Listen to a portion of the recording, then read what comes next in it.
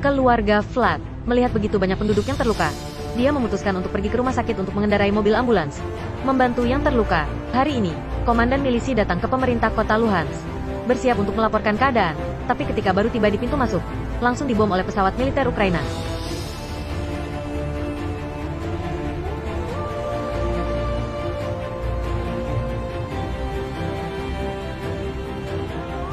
Vlad dan para medis tiba. Semuanya berantakan. Ada teriakan di mana-mana.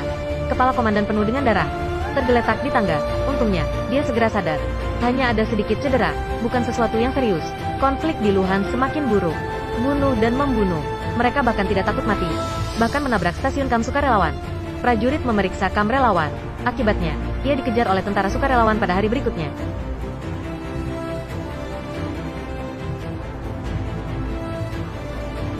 Meskipun ia ditembak, tetapi ia berhasil melarikan diri. Semua anggota lainnya juga melarikan diri. Pagi-pagi sekali, ambulans Vlad menuju ke rumah sakit. Tiba-tiba seorang pria berhenti di depan mobil. Dokter turun dan melihat, ditemukan bahwa pria itu terluka dan darahnya mengalir. Dengan cepat ia menaikkannya ke mobil. Nyatanya, dia adalah pemimpin pelarian. Dokter sedang membalut lukanya, dan dia kecanduan, mengancam dokter untuk memanggil komplotannya. Dokter tidak menurutinya. Dia menembak para perawat demi menghentikan mobilnya. Vlad sengaja mencari cara untuk menggulingkan mobilnya, dan mengesot keluar, dan meninjunya dengan satu pukulan. Pada saat ini, tim milisi tiba. Pemimpin dikirim ke komandan. Belajar dari pemimpin, ada stasiun prajurit sukarela, hanya 30 km dari sini. Kam sukarela semakin sering membombardir penduduk desa, bahkan sekolah pun tidak terkecuali. Banyak anak-anak yang dibunuh. Untuk menekan kam sukarelawan, komandan milisi memutuskan untuk mengambil inisiatif. Sebuah serangan telah diluncurkan dari kam sukarelawan terdekat. Milisi mendekati kam sukarelawan dengan 3 cara.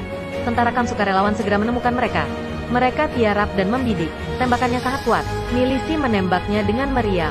Setelah pertempuran yang sengit, pemimpin komandan pada akhirnya menghancurkan kam sukarelawan ini. Semuanya tidak bersisa.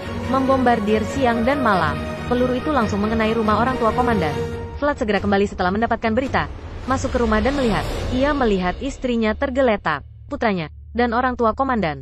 Tidak ada yang selamat. Vlad terlihat berantakan. Meskipun dia ingin melarikan diri dari perang, tapi malapetaka masih datang ke keluarganya.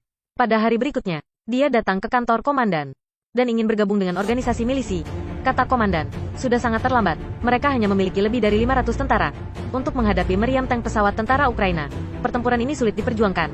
Saat ini, kabar buruk itu membawa berita yang lebih buruk lagi.